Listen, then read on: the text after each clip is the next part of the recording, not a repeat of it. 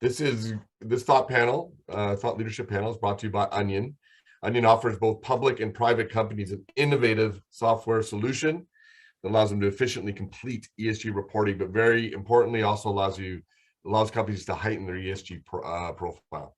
So we're going to be joined. This is going to be moderated by Onyen's co-founder, Annie Markova. I'll tell you a little bit about Annie. Annie has over 25 years of capital markets involvement with a focus on financial analysis, equity valuations, capital allocation, and marketing.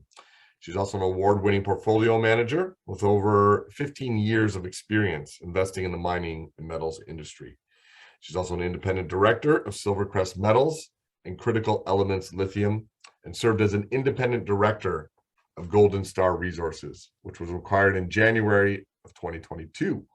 Prior to the acquisition, Golden Star received the inaugural Mines and Money 2021 ESG Producer of the Year Award. So congratulations on that. Annie, welcome to the Global Mining Symposium. Nice to see you. Really wonderful to have Onyen back. Onyen did a thought leadership panel at our Q3 edition last year that was very, very well received. We had a lot of response from that.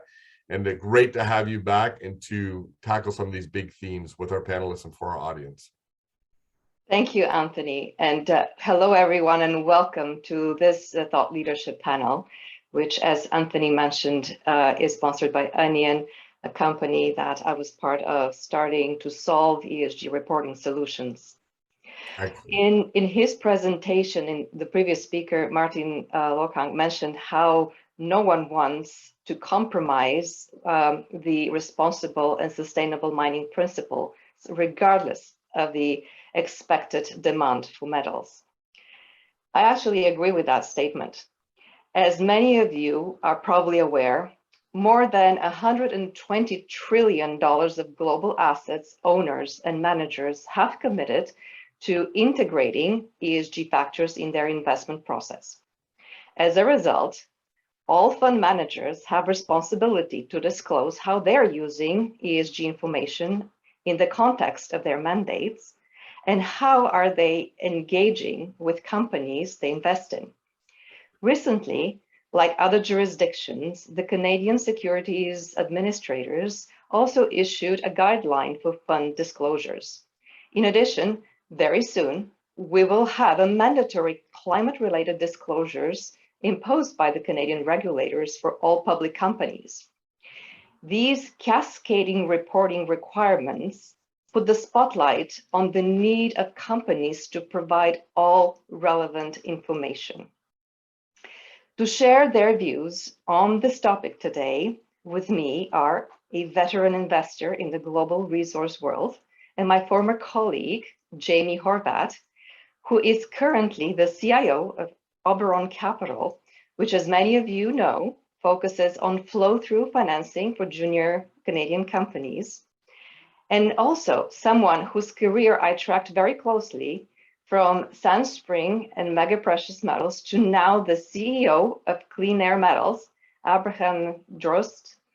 Abraham is now leading the alignment of clean air metals with the decarbonization trend by exploring and developing PGMs, copper, and nickel deposits.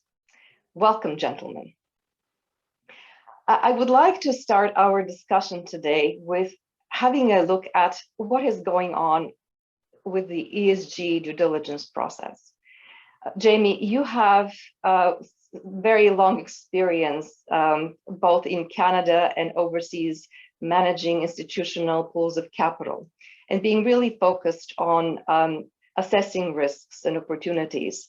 With the sustainable investing now moving into mainstream, what are some of the challenges you have observed in the due diligence investment process? Okay. Hi, Annie, and thank you for having me on the panel. How can I summarize this up? ESG, you know, it's been around for a really long time. It's becoming more detailed and defined as time goes on, and it's becoming more pronounced for obvious reasons and for the benefits of that. You know, in the past, we used to have, you know, the environmental factors largely responsible of governments, EPA, permitting bodies. But as governments have increased their debts and tax dollars are really stretched, you're seeing these environmental regulations being pushed out to consultants, and then it's being pushed down to the companies and the boards and the investors to monitor their environmental footprint and the impacts. And overall, it's a positive process, because ESG in general, as we move forward, we're getting more information, and instead of just policing, it's now more of a hands-on approach and a direct approach. Social license, it used to come down to basically permitting. If you were on side with the government or local bodies and you can get your permits and you were in a fair and legal, just system, that was all you needed. But, Abraham could probably speak to this as well. In mining, just because you have the permit doesn't mean you actually have the license to be there, right? So the social aspect of ESG and really bringing the eyeballs onto education, training, local benefits, diversity, inclusion, partnership with locals, and gaining that social license and the right to be there and the right to mine is a positive impact of ESG as well. And in the past, ESG, from the government standpoint, shareholders, all we had was the board working on our behalf. The board, it was their fiduciary responsibility to work in the best interest of the company and a duty of care for the owners, the shareholders of the corporation. And what you're seeing now is less asymmetric information and more efficiencies, and more information being put into the market, which benefits companies and shareholders from removing that asymmetric information. And if you have a positive strategy and you're setting your goals, you can use these ESG factors to set your KPIs and your long-term goals within the organization. So they're creating clear and accountable reporting lines and structure. Historically, ESG used to be exclusion. It started off in the 60s and 70s. I don't invest in sin stocks. Everybody remembers that, right? And alcohol and tobacco and certain exclusion scores. And now it's really moved to positive inclusion and sustainable investment, which I think is a move in the right direction, and removal of that asymmetric information and holding people accountable, which is core to creating value. Right. Yeah, totally agree with that. It's a very quick transition to something that is front and center in front of all investors. As a portfolio manager working for different fund management companies, can you talk a little bit about now the process of integrating those ESG factors into now the stock selection criteria, and how now portfolio managers are putting like the scrutiny down to the details of all the different factors and the disclosures? Yeah, sure. Working in Europe and the UK, the investment houses are all members of the UNPRI now, right? Which are principles for responsible investing. And the firm that I worked for in the past, and I know a lot of my peer groups, instead of just doing simple scores and using other tools or, outsourcing to different data providers to get a score, are all moving towards building corporate finance or governance departments, where we would have meetings with the chairman and head of compensation. And, a lot of boards now have a head of ESG, and sit down with them separately from the other business meetings with management and the CEO, and just separately go through all of the targets for mining companies, production, energy consumption, greenhouse gas emissions, water stewardship, cyanide and chemical usage, tailings and waste management, workforce and training, education, diversity, inclusion, community development, human rights, any complaints, illness, health, safety, training, board structure, true independence in the board, compensation and KPIs and goal setting, and would build these templates on how we score companies. And And it's not just the score, but you want to see movement in all of those aspects and criteria now, right? And you want to see movement to, you know, increasing those scores or getting better over time. And active management in particular has to justify, you know, the fees that they're charging for being active. And so you want to be active and engaged, and you want to invest with a purpose, you know, and sustainably and responsibly. And gathering all of that data, you know, is very difficult process.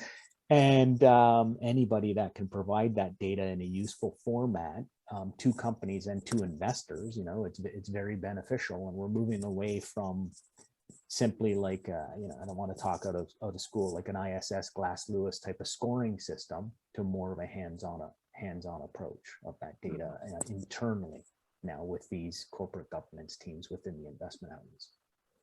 Yeah, I actually could sympathize with what you're saying, because when I was managing money, one of the challenges every quarter when my review was done together with the CIO of the company I was working for, a big page was the ESG risks, and half of it was blank. There was no information on the companies I was investing in. And of course, that put my fund at a high risk. This is what was one of my motivations to team up with my partners at Onyen and find that solution to help the companies actually deliver the information that portfolio managers want to see in a format they see. Can you share a little bit about your experience now? Where would you go as a portfolio manager, you or your colleagues, to find reliable information? So what's the channel where you would access that information? Yeah, so for us, we obviously paid for some of the data providers to provide scores.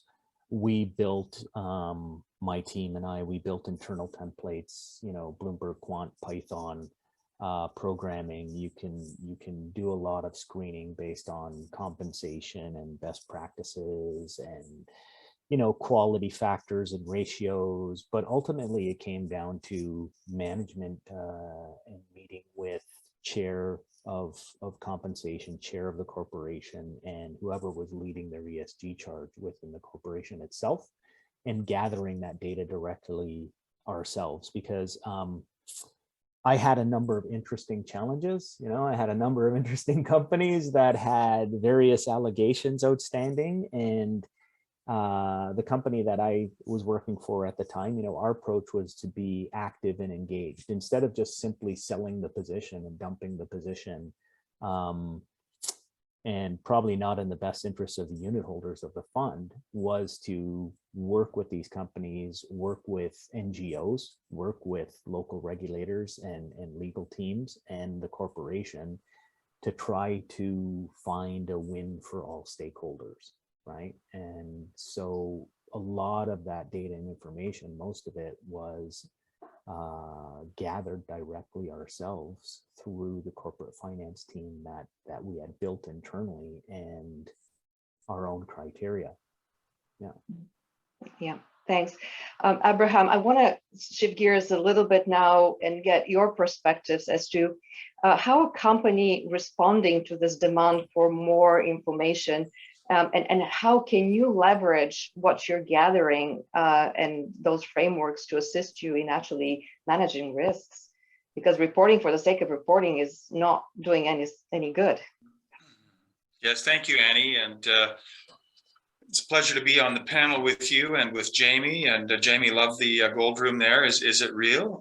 That's impressive. I guess your value's gone up overnight. Yeah, I wish it was real. Incredibly so. Yeah.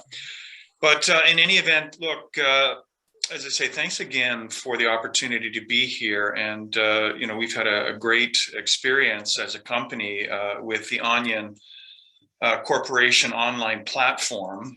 But let me back up. You know, I'm an explorationist, and you know, I've been leading a number of exploration companies since early 2000s with my partner Ewan Downey, who has gone off to mine gold in Nevada now, and left me here in Thunder Bay to look at developing a platinum, palladium, copper, nickel asset. at Thunder Bay North. For me, I think risk is the key piece here, but it's assessing what one's level of risk is with respect to the type of company one runs. Our risk profile as an exploration company is a little bit different from the more fulsome and granular risks that Jamie mentioned that face a mining company today. So it's really important to assess the risk profile of the organization that one is involved with, and perhaps that obviously one is investing into. And I tell you, for me personally, it's been a bit of a journey because ESG, I mean, obviously it's been kind of a hot button issue in the media for quite a number of years. And we also see the concept of greenwashing out there, which is just to say, look, ESG, well, environmental, social, and governance. Let's see, okay, I want to be kind to the environment.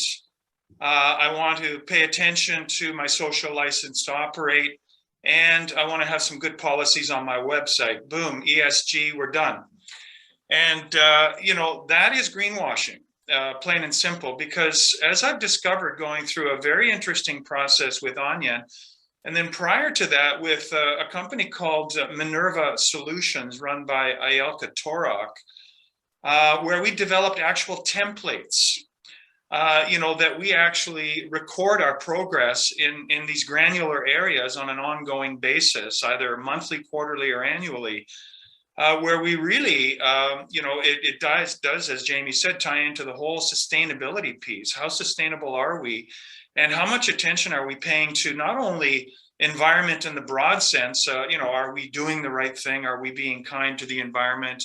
Let's face it, we're in the mining business. And at the end of the day, what we do will have an impact, pure and simple. So how can we ultimately ensure that our footprint is minimized and that our long-term impact on the environment and the stakeholder groups, First Nations, impacted First Nations and Métis, are kept to a minimum, and how do we actually design our project in such a way that we maximize the benefits to our stakeholders of the operation? When we're in the mining business, we're effectively looking ultimately to mine a finite resource and then exit the scene. What is our legacy? What is our legacy in terms of skills development, training, direct investment into First Nation and Métis communities, in terms of developing service contracts, developing jobs, and really, the latter part is really a key driver, not only for the regulators who love to essentially grant permits to without opposition to the creation of new jobs. But the reality is, in this day and age, the impacts are controversial. We will have those who, as proponent, who support us, and those who are dead set against us. So now the regulators are in the uncomfortable position of having to make difficult decisions. How have we behaved as a corporate citizen? Well, and so long story short, the process that Clean Air Metals has gone through with respect to developing templates to ensure that our impact is sustainable in all respects, in the very granular aspects that Jamie mentioned, and then to take that and take those templates. It made that, we worked with Minerva for a time, and then as a junior mining company, an exploration company, traditionally exploration companies aren't fully ESG reporting until they become mining companies, okay? And, but we're, at Clean Air Metals, we're very blessed with a very competent board of directors, Mr. Dean Chambers, Ms. Marianne Crichton, Mr. Ewan Downey, Jim Gallagher, and also Mr. Shannon Metatawabin, who is part of our sustainability committee chaired by Marianne, who are really very, very ESG focused. And they took pains early on to establish a very solid governance framework, policy framework that one can easily see at our website at cleanairmetals.ca under the ESG link. And that was then, once we went through and developed the templates with Minerva and had our policy framework and our AIF, annual information form, and taking very significant steps to ensure that we were very careful in outlining our ESG approach. Going through the Onyen process was actually quite straightforward. And so here we find ourselves as an exploration company being a fully reporting ESG issuer. And that's made a huge difference for us in the short term. And we expect it will guide the process towards full development at Thunder Bay North over time. Well, thank you for your perspectives. And certainly that rigor that you have now put into place, is that helping you in your engagements with your shareholders? And how are you monitoring progress now? Yeah, so we monitor our progress in a very granular way with templates that effectively, when we talk about, things like, in terms of our ESG profile, that is, the templates are essentially around a workforce, health and safety. That's a big one. Health and safety certainly, it led directly to the formation of a very active employee-led health and safety committee. And what does environment mean? I mean, we understand it in a kind of a macro context, but what does it mean at the project level? What does it mean at the drill site level in terms of controlling what we can control and minimizing undesirable impacts and so forth? What about procurement? Are we ensuring that in fact do we know who our suppliers are? Are they local? Are we bringing those benefits to our local community? And governance. I mean, as I say, we have a strong governance, sort of policy-driven governance framework. But are we actually reviewing deliverables that we set up for ourselves in those policies in an ongoing basis? What is our benefits footprint, and how good is our stakeholder engagement? I mean, these are things that we actually monitor on a quarterly basis, if not more often. And we have a staff person that is responsible to keep those templates up to date. And so what difference does that make for us? Look, I mean, as a fully ESG reporting issuer now, it makes a huge difference. It actually, it's actually stimulated some very interesting conversations with various investor groups. We do know, and part of our, be candid, I mean, part of our driving force for ESG reporting, even at the non-income generating exploration stage, was we wanted to establish that baseline that we could grow from, that we could show active and ongoing progress as we move through the development cycle into production. And look at, our chairman, Jim Gallagher, formerly the CEO of North American Palladium, knows the camp extremely well, and is very bullish on the prospects of Thunder Bay North. So we have to take this very seriously. I'm sad to say, Jamie and Annie, over the course of my career, I've actually had, different clients when I was a consultant swinging a hammer in the bush before, entering into the realm of senior management. But in the sort of the 80s and 90s, I actually had company senior management say to me, "Come on, Abraham, we know there's nothing there anyway. It's a stock play." Oh, well, this is different, right? So, and I would say, no, and I remember one conversation where I says, "No, this is actually real. This is a real thing." Wow, we ended up doing a deal, and that particular project did become an operating gold mine, contrary to the early opinions of senior management. But look, we're serious. We're moving to development. We need to be able to show our progress in our ESG reporting.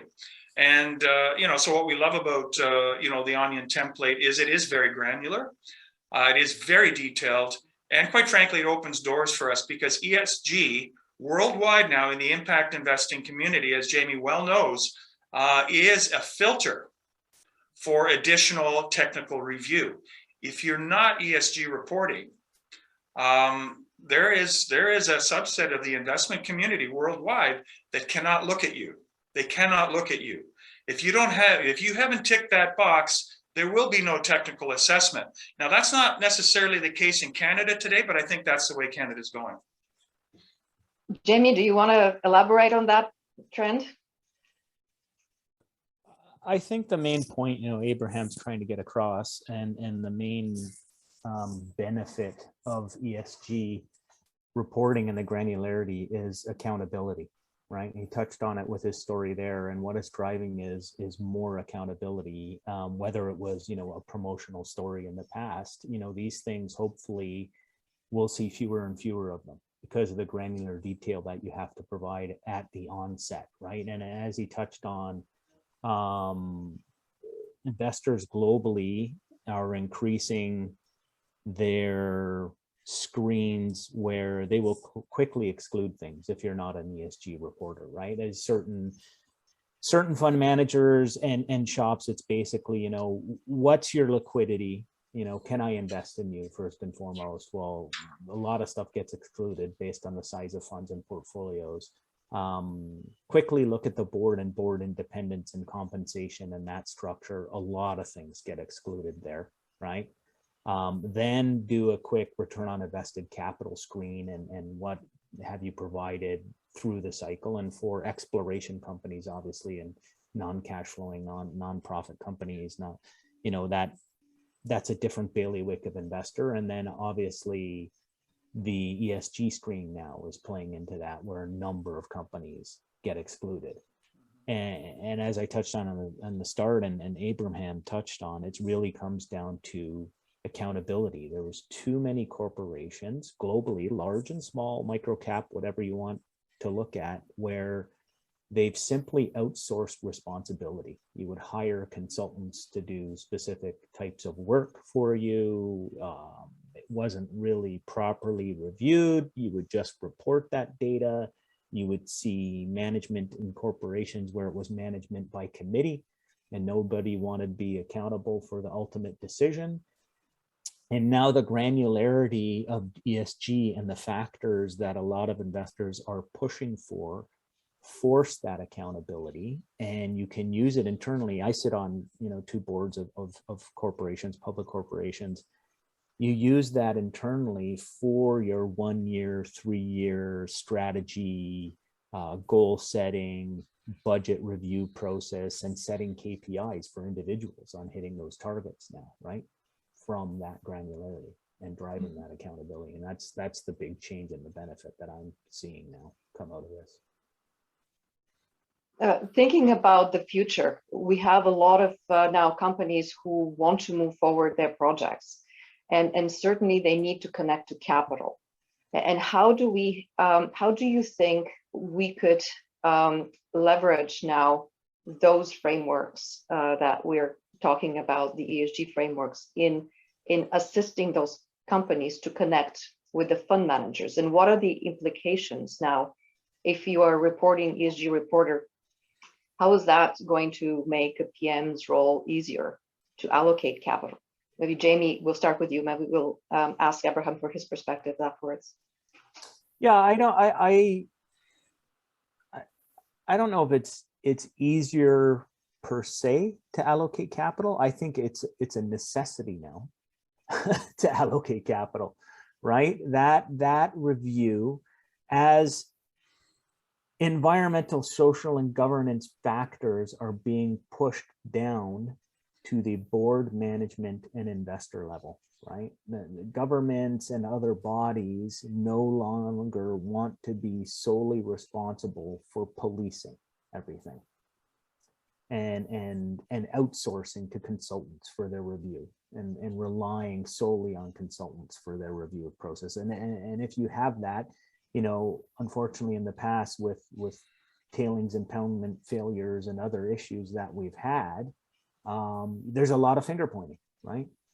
everybody thought someone else was doing the job or doing the review. And so that's all being pushed down further now to board management and investor level, which is ultimately their responsibility. And hence you need that granularity. And as Abraham touched on, if you're not providing that granularity, you're just not going to get allocated the capital at all. That's plain and simple. Yeah. Abraham, your perspectives? Yeah, thank you, Annie. Yeah, I think that's exactly right. You know, and from our perspective, you know, we've had some very interesting conversations arising as a result of our very serious intent around developing a strong sort of governance framework and our social license in particular. You know, we're involved with three proximate First Nation communities here in the Thunder Bay region, the Fort William First Nation, the Red Rock Indian Band, and the Binjitawabek Zaging Anishinabek, or BZA, the former Rocky Bay First Nation, whose traditional territories, you know, non-reserved traditional territories are directly impacted by our mining claims and what could happen there. That said, forestry management has been taking place there also for the last 15 years. So this is effectively a brownfields area, but nonetheless, you know, mining impacts are different than forestry impacts to some extent. And so we're really very carefully managing our involvement at Thunder Bay North from a first principles basis. You know, and not assuming, you know, that just because forest management has been taking place there for 15 years, for example, and all our site footprint per the recent PEA that we filed on CEDAR on January the 12th, it's a very tight footprint built out on clear-cut areas, and it shows that very well on Google Earth. But here's the reality, though. We still think it's very important to go through the traditional knowledge exercise with our First Nations to help them, you know, to identify areas of traditional concern or values that are important to them as communities. We independently hired a second round of archaeological assessment, for example, that beyond our predecessors who had done a kind of a subset of the area that is covered by our mining claims. So we enlarged effectively the area of search and came up with two ancient campsites that appear to be Paleo-Indian and may be as old as 9,600 years old, with very interesting artifacts. And we shared all that reporting with our First Nations directly on a very transparent basis. And, you know, the level of appreciation that we've gotten from that is just huge. I mean, and in fact, rather than saying, oh, you know, stop work immediately, the reaction has been, wow, how cool is that? You know, and thank you so much. These are not areas that are impacted by our activities whatsoever, physically on the landscape.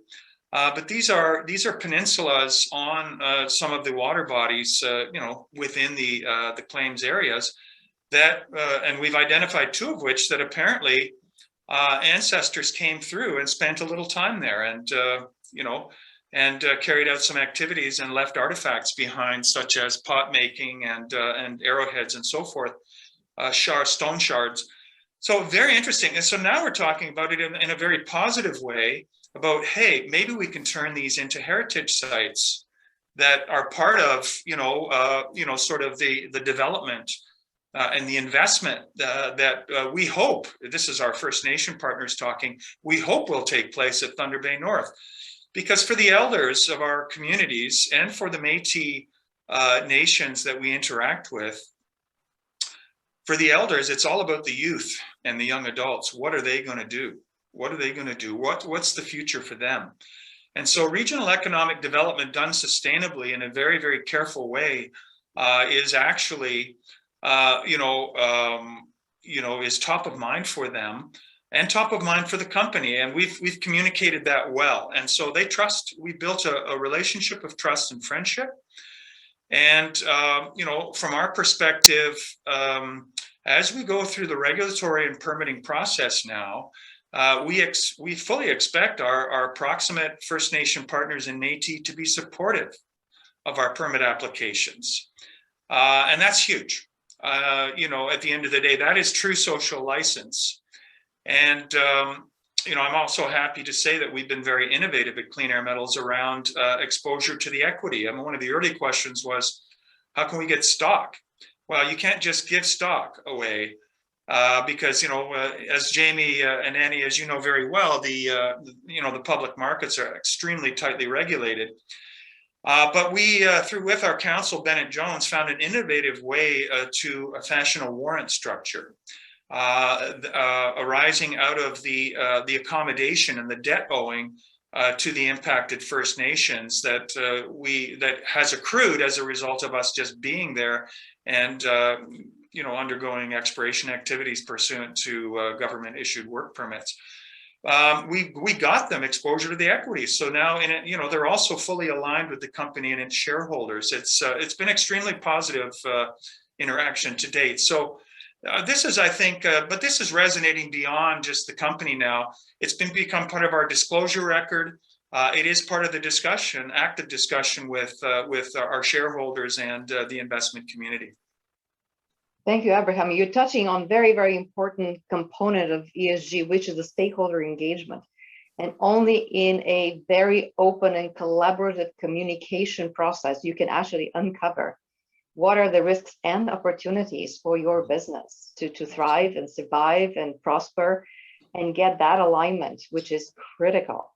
I mean, there's no business model without that stakeholder support from all angles, right? Well, you're absolutely right, Annie, and your stakeholders will tell you.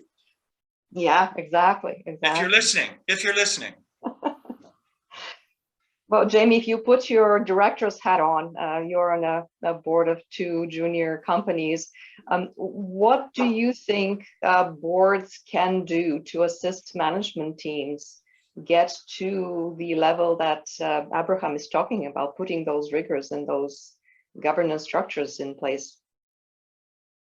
Yeah, putting my board hat on as well as my prior investor hat on, Abraham touched on. I think those are the ESG factors out of all of them that are the metrics or the factors that a lot of investors in the board and management team have to focus on, is that social license and sustainability aspect, right? Your workforce, your training, your diversity, your inclusion, the local community, the education, the community development, human rights, dealing with complaints, and that entire process of building that partnership with the local community. And when you're going through project development from a board level and you're sitting on the technical health, safety, environment committee or development committee of a project, those are the core aspects that you really need to focus on and drive a lot of the KPIs and the strategy and goal setting within the corporation. Because if you do not have that social license, if you do not build that partnership, if you do not have that working relationship, as Abraham just spoke on, and are open and honest with the communities, doesn't matter what permits you have in hand, that project's not going ahead. Well, yeah, and there's some very large world-class projects that have run into brick walls because things have been, the ball has been dropped somewhere along the way, or something happened that wasn't properly managed. And so transparency and having a mechanism in place to listen to your stakeholders and your First Nation Indigenous people is extremely important. Yeah, I believe we are living now in the world of radical transparency. And thus all these disclosures that capital markets are demanding them for a reason.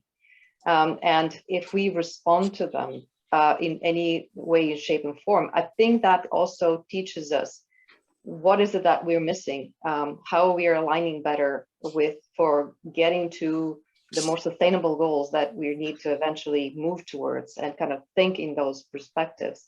Are there any kind of recommendations you can think from your points of view to share with the audience, something that would be practical and useful for them? Because this ESG is not, as you pointed out, Abraham, does not live somewhere on the side. It needs to be part of the culture of how we do things, not what we do, how we do it. Any kind of thoughts that you can share with the audience? Yeah, radical transparency. I think that's great. Let's quote that in it. And do you mind if I use it, Annie? That's fantastic. Okay. Radical transparency means having a platform that can support the engagement we're talking about. In other words, having positions created and filled and or distributing those responsibilities among an existing workforce to ensure that stakeholder engagement is taking place. And I will point out as well that our Indigenous partners actually take great pains to say, I'm not a stakeholder. This is our traditional territory and you're on it. This is our backyard. I'm not a stakeholder in the sense that, your service providers and the government regulators are stakeholders, right? And so that's an important lesson.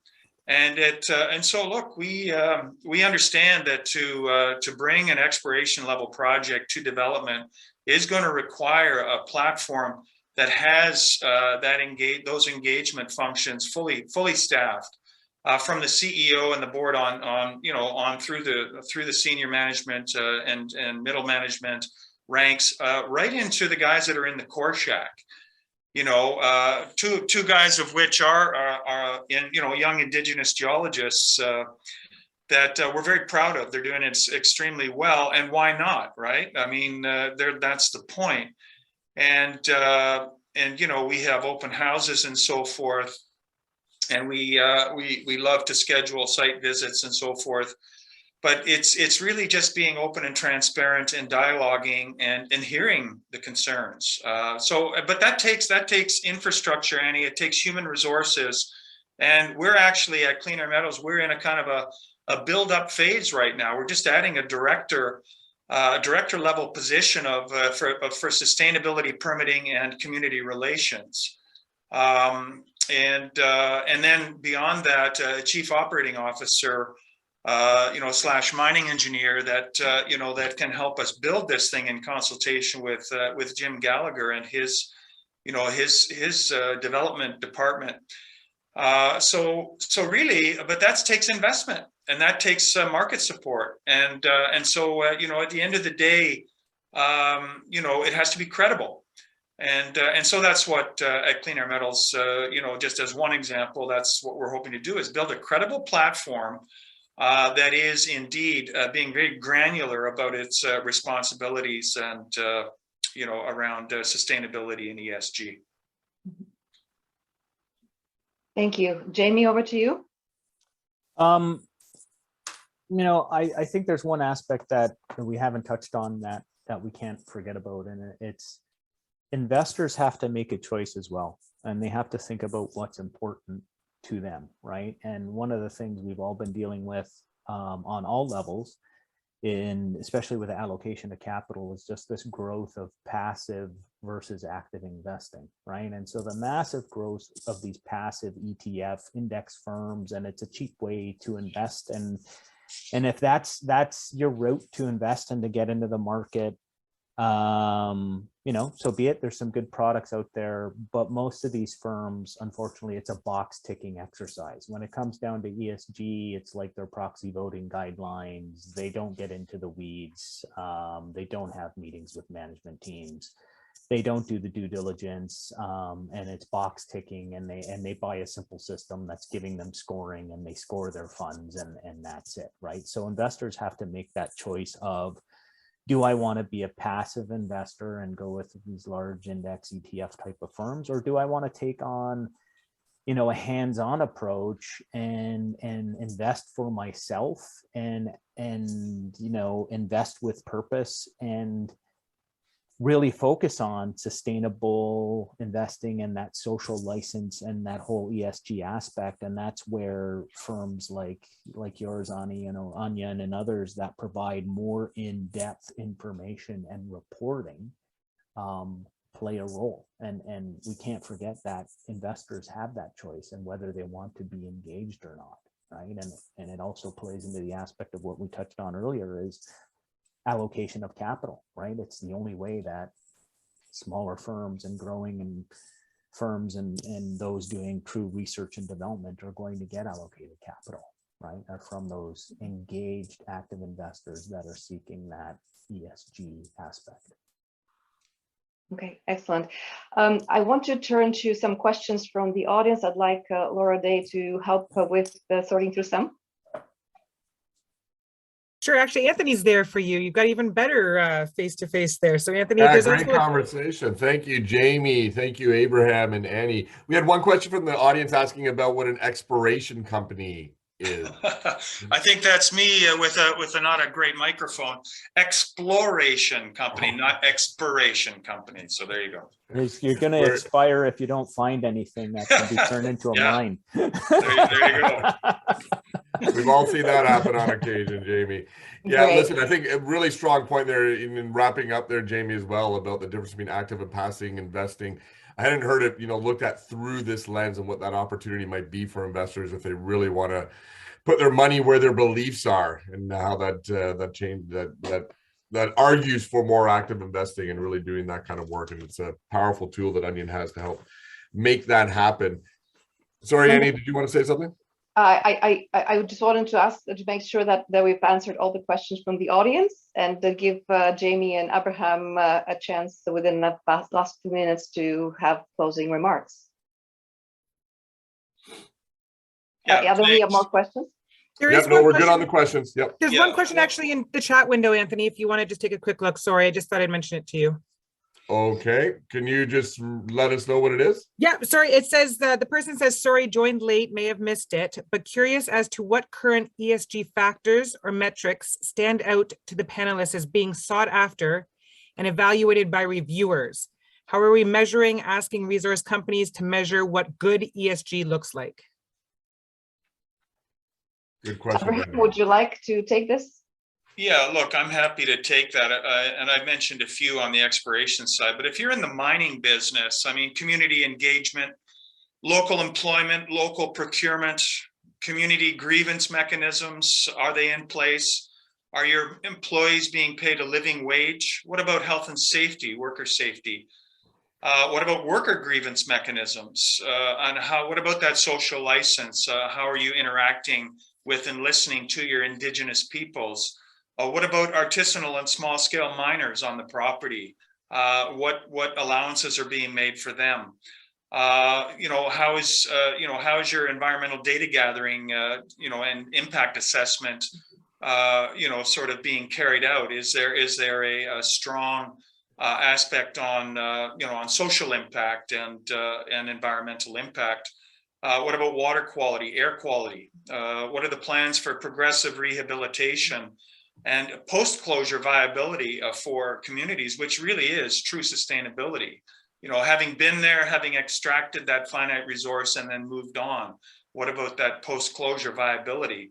And what about your emergency, you know, preparedness and response plans and so forth? That's pretty granular stuff. Yeah, absolutely. It's all of the above. Thank you, Jamie and Abraham, for sharing your thoughts with us today. For the viewers out there, sustainability is a journey and it's a long road with a lot of unknowns.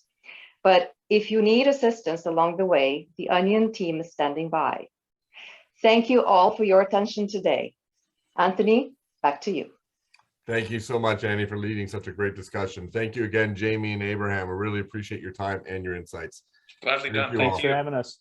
Have a wonderful rest of the day. Cheers. Thank you. Bye. Thank you.